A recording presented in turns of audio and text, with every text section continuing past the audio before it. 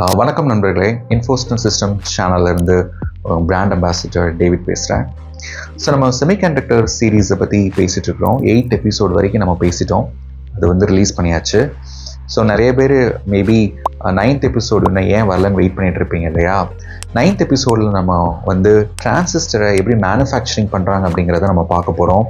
So நம்ம நடந்து போகிற இந்த பூமியில் இருக்கக்கூடிய மண்ணிலிருந்து உங்கள் கையில் நீங்கள் வச்சுருக்க ஸ்மார்ட் ஃபோனில் இருக்கிற மைக்ரோசிப் வரைக்கும் எப்படி ஒரு செமிகண்டக்டர் ஃபேப்ரிகேஷன் ஃபேக்ட்ரியில் அது உருவாக்குறாங்க அப்படிங்கிற ஸ்டெப் பை ஸ்டெப் ப்ராசஸை நம்ம 9th எபிசோடில் பேச போகிறோம்.